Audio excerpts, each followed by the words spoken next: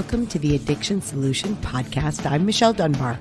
Enjoy listening and watching as addiction experts Mark Sheeran and I cover controversial as well as helpful topics on addiction, how to move past it, and other related subjects.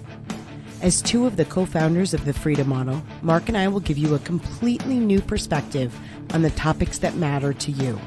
We will take to task the Recovery Society's lies and misinformation and replace them with facts, research, and the methods to move on from addiction struggles without 12-step meetings, rehabs, and the shackles of endless recovery. Let's escape the treatment and recovery trap together and learn to be free. Welcome to the truth. How much time, energy, and resources have you invested in helping someone that's struggling with an addiction only to watch them keep going back to it? You don't want to give up on them, but you're fast giving up hope that they'll ever change. Well, you can step off the addiction roller coaster and find a solution that'll work for both of you. Join addiction experts, hosts of the popular podcast, The Addiction Solution, and authors of The Freedom Model for Addictions, Mark Sheeran, and me, Michelle Dunbar, to learn a solution that'll provide you and your loved one freedom from the addiction battle for good. It's called Families Moving Past Addiction Masterclass, and it's a 3-hour live online free event where you'll hear information about addiction we guarantee you've never heard before. So if you love someone struggling with an addiction, then this masterclass is for you. To enroll, click the link provided and register soon for the date that works for you, because each masterclass will only have 50 participants. We'll see you at the class. We want to send you a free copy of our revolutionary book, The Freedom Model for Addictions. To help us bring this incredible gift to you, we ask that you pay a small fee for shipping. Learn how tens of thousands of people have permanently solved their addictions without steps or meetings, and make 2023 your best year yet. Give yourself or someone you love the gift of total freedom from addiction.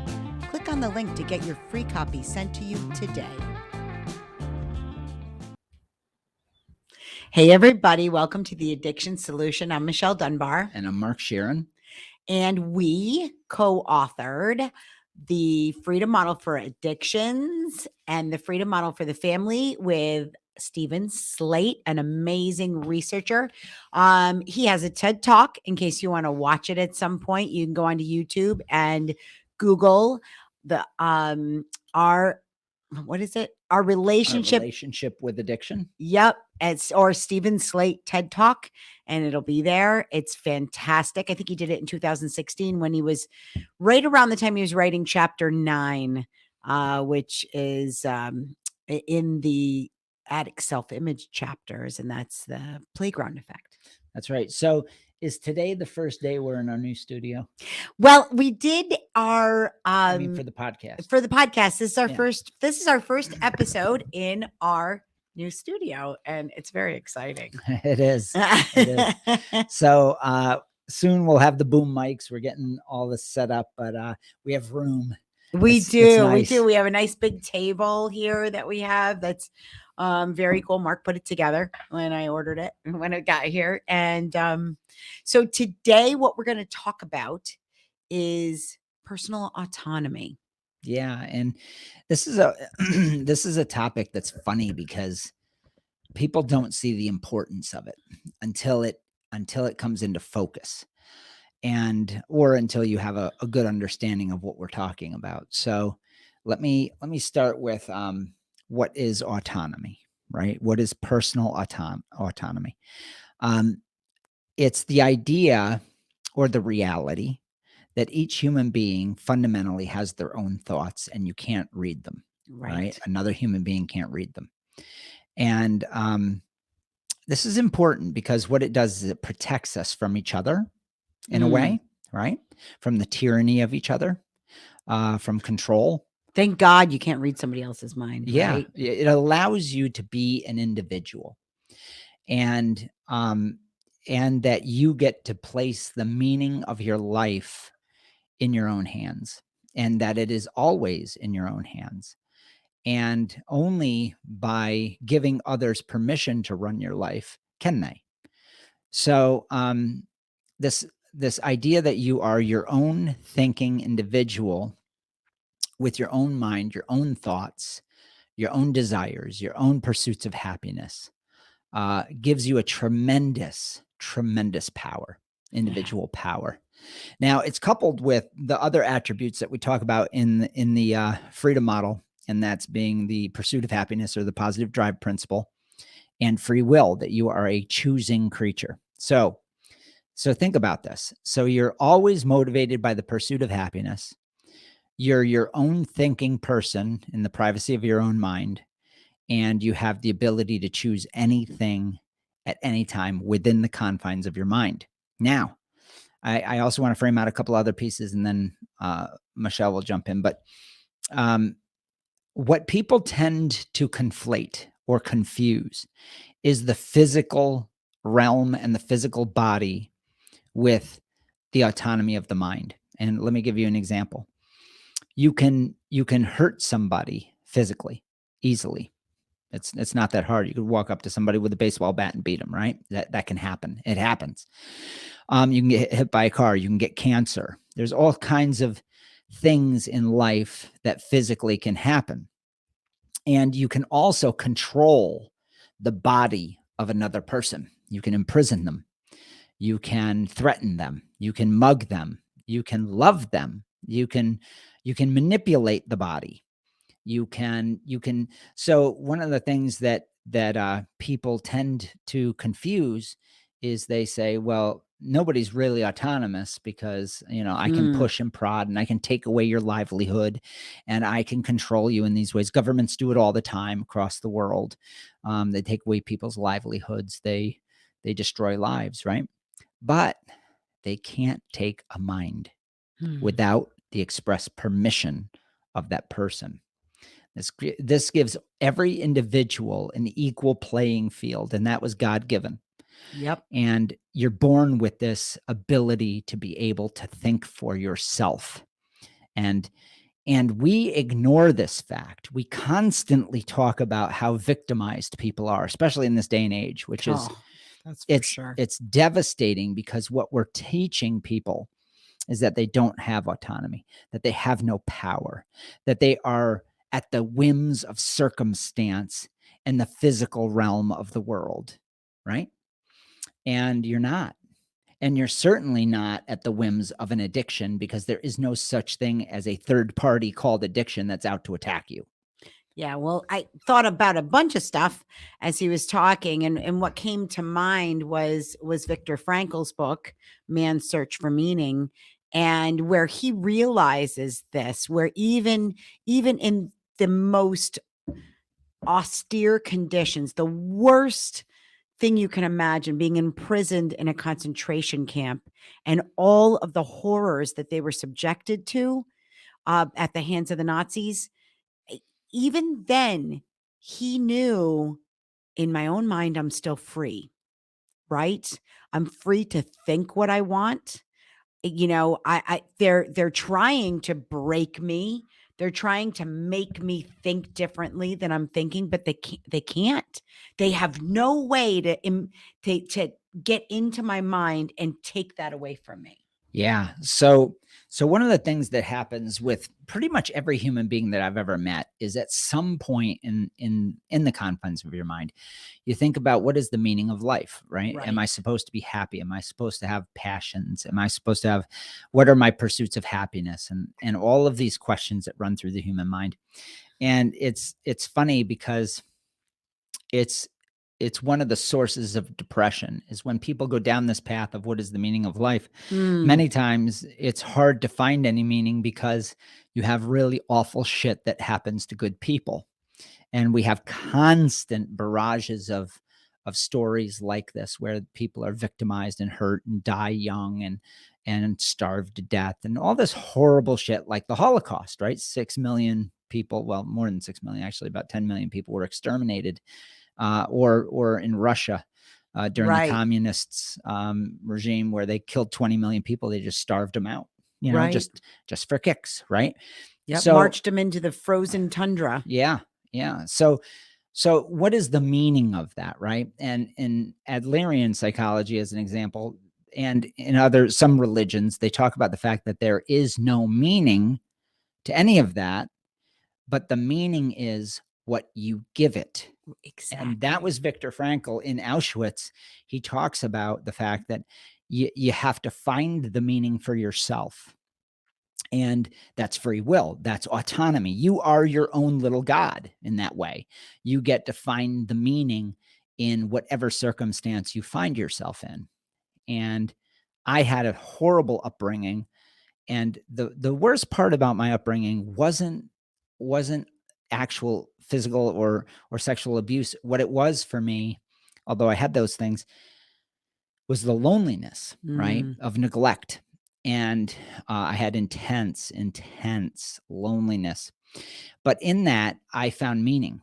I found that I could think about things clearly because of the silence, the deafening silence, as they say, of loneliness. So I converted and found meaning in my loneliness. And it's allowed me to build the freedom model, really, because I think about things in a different way than most people, because I grew up horribly abused and neglected. So I leveraged that and I gave it meaning. So part of autonomy is this amazing ability to be able to control your mind. Mm-hmm. Well, and what does this have to do with addiction, right? I mean, one of the things we've been doing, we started this family's master class, and I think there's no place where it's more obvious the problems with trying to control people than in the addiction space. Yeah, it's with absolute tyranny, because addiction itself exists in your mind. Right. That's the only place that it is. Yeah, it's completely subjective. Yeah. So when we look at somebody and we say, "Oh, you have addiction, and so I'm going to treat you for it." But addiction isn't cancer. You can be treated. Not a thing. Addiction isn't a thing. It's not a thing. It's something that only exists within your mind. Cancer, on the other hand, exists within your body. That's right. It's and measurable. So a doctor can treat your cancer. Right. Because it's a thing. Because it's a thing. Let me go back to what I was talking about earlier. When it comes to bodies and physical entities, we can manipulate them. A doctor can, with your permission, manipulate your body with chemotherapy and I call it third party factors, right? Yes. Chemotherapy, all the different things that they can cut out. Radiation, they can surgically remove it like they did in my case. So you can do that, but you can't go in and carve out an addiction out of somebody's brain. No, because it doesn't exist in the brain, right. So all of these brain scans that they've done to show, what they're trying to do is say, "Oh, there's addiction. Oh, there's addiction." Right? There's a gene allele there. And they can't find it. They can't. They've been looking for nearly 100 years. And they cannot find it. There's not a blood test that they can do. They can't see it in your blood. They can't see it anywhere because it's in your mind. Right. So now I can hear the people now. I can hear the people now going, but what about withdrawal? What about withdrawal? First of all, withdrawal does not compel uncontrolled use. No. So that's number one. I'm just going to make a blanket statement about that. If you don't believe me, then read the entire freedom model. And you go through it. Or at least chapter well, there's a bunch of chapters, but read the whole book. I tell people all the time, stop wondering. Read everything. The damn book. Read the damn book. Yeah, we just did a post on that. So where was I going with that? What was I talking about? I lost it. Oh, the genes and you can't see it and that it's not. I'm sorry. Yeah. So there's no way that you can have a third party go into your mind, your autonomous mind, and change your thoughts for you. Exactly. To the same degree. Oh, withdrawal. That's where I was going with it. So people are going to say, well, yes, Mark, there is addiction. It's called withdrawal. No, that's toxicity. So if you were bit by a rattlesnake, you would go to a poison control center to detoxify. If you drink enough beer consistently over a long period of time, it's like a snake bite. You will have to go be detoxified. But the decision to walk amongst rattlesnakes may be foolhardy, but if you have that habit, it's not a disease. It's just foolhardy. It's just something you may find thrilling. There are people that actually do that, and then they get bit and they have to be detoxified. But we wouldn't say that they are powerless to stop themselves from walking amongst rattlesnakes. So this is one of those nuances where you gotta understand that withdrawal is a result of thought. Once again, the autonomous mind saying, I prefer heavy intoxication. So I prefer heavy intoxication. Therefore, I drink heavily. Therefore, I get withdrawal. And so what is addiction? When people are talking about addiction, they're not talking about withdrawal. They're talking about, I can't stop myself, which is bullshit. Right. Okay. So addiction as a mind control agent, we could say, is nonsense. And that's what we're rallying against with the freedom model. You are autonomous. You have decided that you enjoy consistent heavy beer drinking or heroin use or whatever it might be. So autonomy ends up being a big part of quote unquote addiction, because the autonomy of your mind is, I like this, unlike somebody who doesn't do it. They may not prefer it. Their autonomy says, no, I don't like doing that. I like riding motorcycles or whatever it might be, you know? Yeah. So the importance of this is, and we've said this in many podcasts, and that is that everybody solves addiction in the exact same way. They solve it by changing their mind, by changing their preference about substance use. Now, people can arrive at that through infinite different pathways. They can arrive at that decision within their mind through a bunch of different ways. But the most direct route is to understand, oh, this is something that exists in my mind, which means the only way I can fix it is by changing my mind about it. So that's the most direct pathway. So when we talk online and stuff, and people will say, oh, so the freedom model is the only way, that it's the only program that works. Well, it's not a program. Right. It's just information. The Right. only thing that works is information.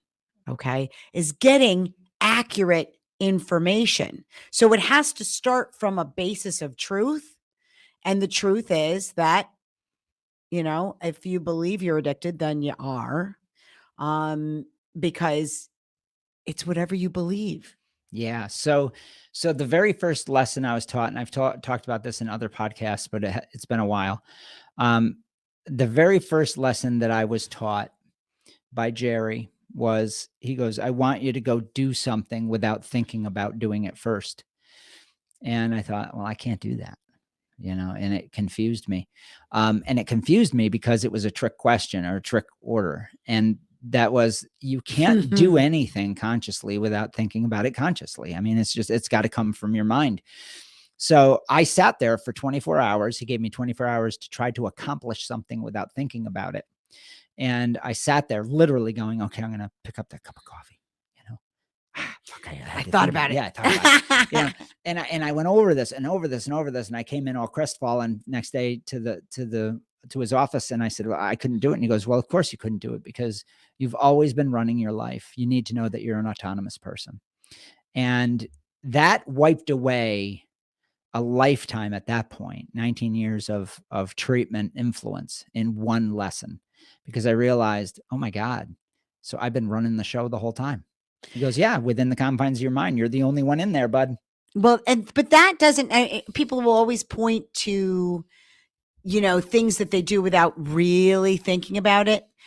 And even those things, if you become mindful about them, you'll notice that you are thinking. It's just that certain, I think that the estimate is like 80% of what we do on any given day is habitual, right? Are things that we've just practiced enough where the thought is instantaneous. Well, and it's also a thought that doesn't go to long-term memory. So let me explain what happens with those things. People always bring up the talking point that they go the same route to work. They go down the highway. They don't even remember the 5 exits. They get to work and they barely remember even driving the car. And they say, that's like an addiction, Mark. And actually, it is like an addiction. For sure. That's exactly what it is. It's a habit. But it doesn't mean that you are unconsciously driving. This is important. They say, yeah, but I am. I really don't think about it, and it's automatic. I go, okay, if it's automatic, what happens when a deer jumps out in front of you on that same highway? Well, I swerve. I go, instantly, don't you? Oh, yeah. Yeah, I do. I said, well, then you're not unconscious, because if you're unconscious and it was automatic, you'd slam right into the deer. They go, Right. oh, yeah. Yeah. And so they don't know what's happening in these quote unquote automatic or addiction processes. And what a habit is you've your brain and your mind work in concert with each other, and you no longer create a long-term memory associated with the activity because you've done it so much. There's not an allocation to have to do that. Now, one of the reasons that we remember things is because they are poignant or new. And if you have something that's poignant or new, you will remember it because it's so hard to do the first time.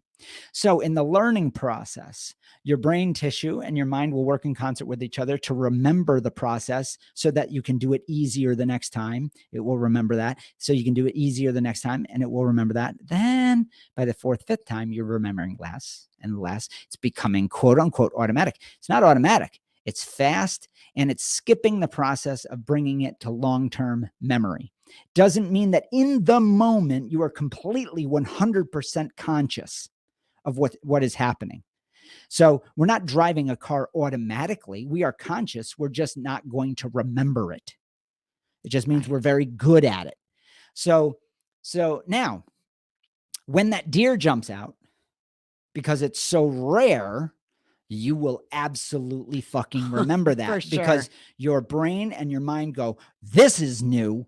Yeah. Oh my God, this is new. Now, if you go from shooting heroin every single day and it seems automatic to, you know what, I'm done with that, I'm going to start doing crystal meth, I guarantee you will remember the first 10 times you did crystal meth, and maybe the first 1,000 times. Eventually, it's going to seem automatic, but that doesn't mean you're not conscious. So this idea that you are an automaton going on and drinking and drugging without any impunity or thought whatsoever is absolute horseshit.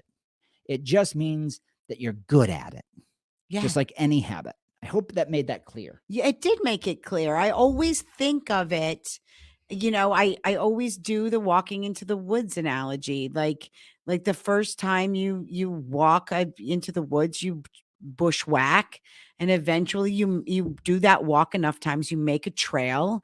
And if you do it enough times, it becomes the super highway.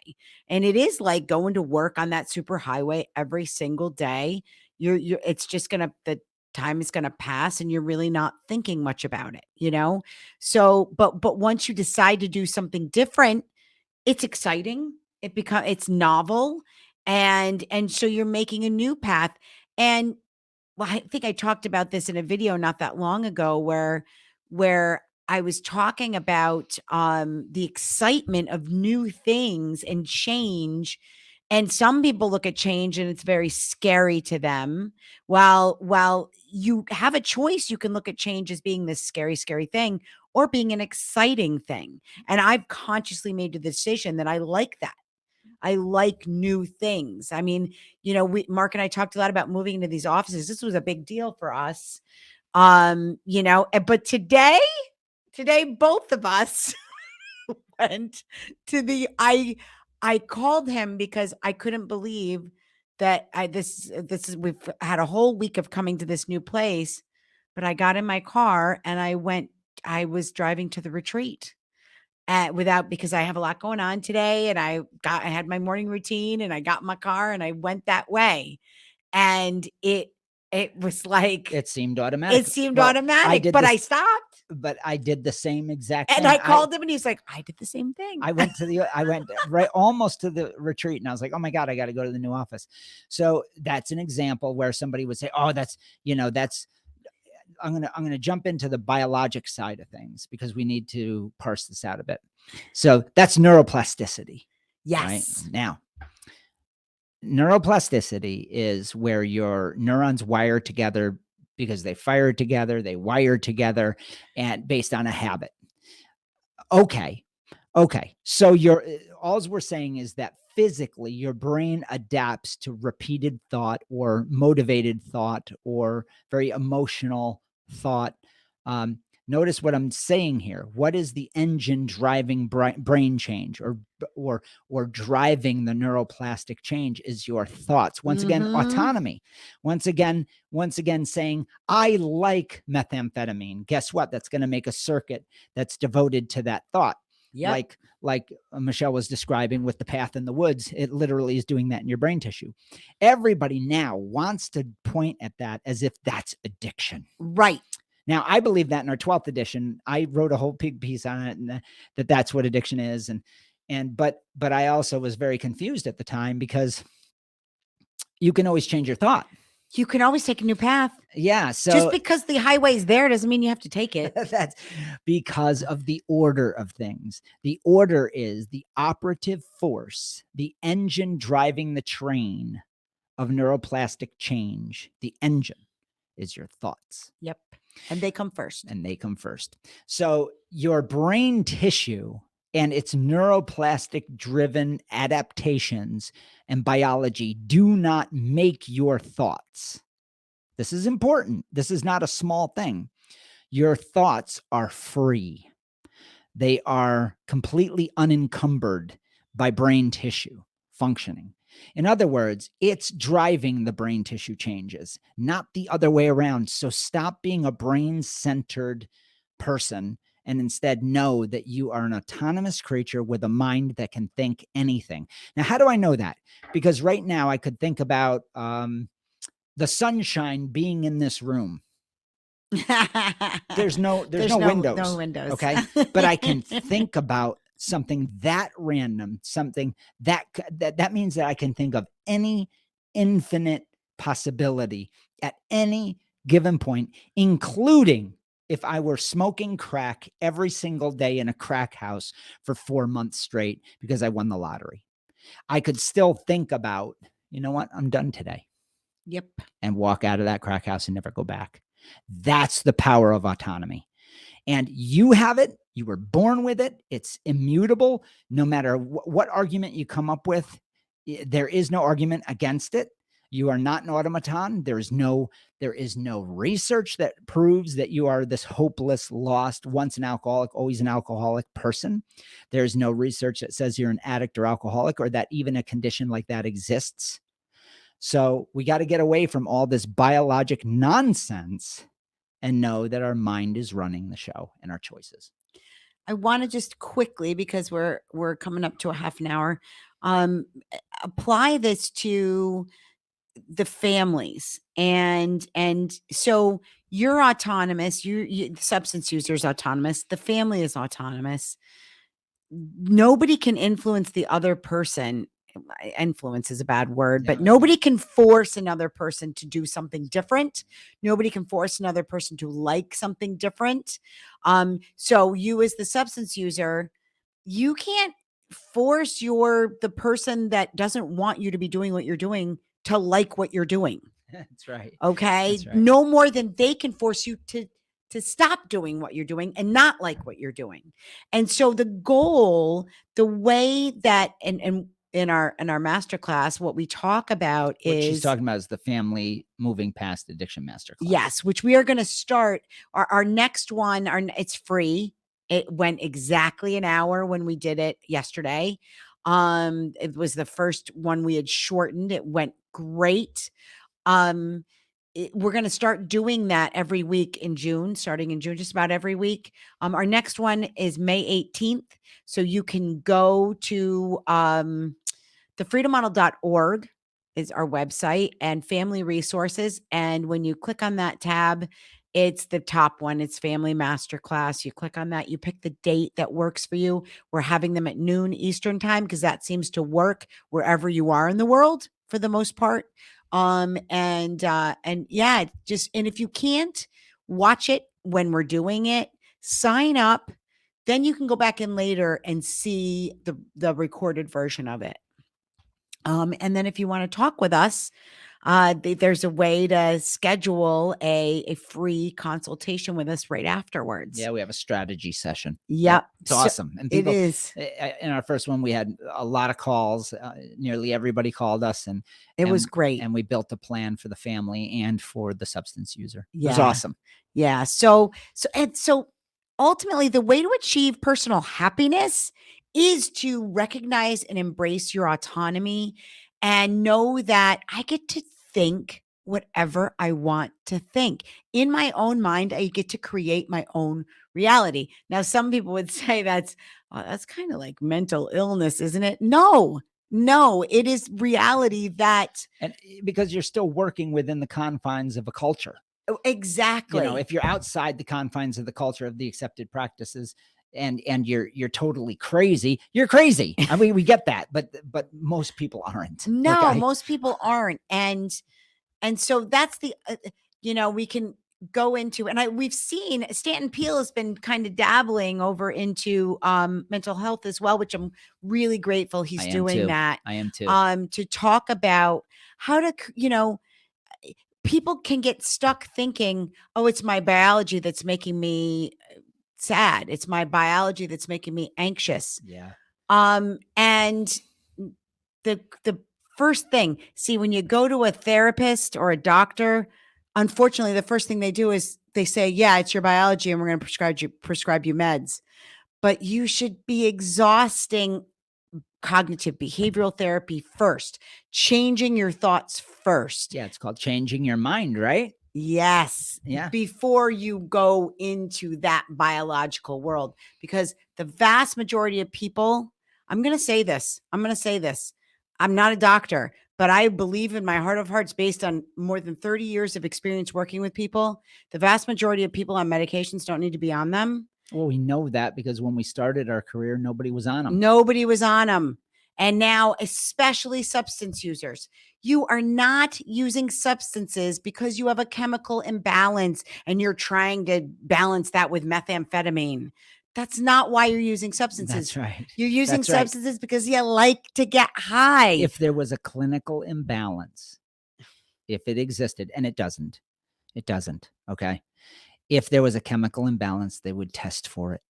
Yeah. There's and they would be able to see it. Yeah. And then they'd give you a script and be done with it. But it's all guesswork. This is all fabricated stuff by the pharmaceutical companies. Yeah. So there is no chemical imbalance. And you can ask any credible doctor and they'll say, yeah, we don't know. That's a theory. We don't know if that's no a idea. Thing. Like we say it because it makes it easy to write the script and get you out the door and get paid. Yeah. I mean, that's what it comes down to. Sadly. So look at your mind is so powerful. It's more powerful than people give it credit for. Well, it's everything. It is everything. It's everything. It's what got you into trouble. If you're in trouble right now, and I'm speaking, and it's what can get you out of trouble. Well, if it gets you into trouble, it's what gets you out. It is everything. It is autonomous action. It's you. It's who you are. Yeah. Is your mind. And the reason we know that is a simple test for that. Think about what you would be if you had no thoughts in the mind. Right. You would not exist. So you are literally your mind. So try to do something without thinking about it first. Yeah. All right, everybody.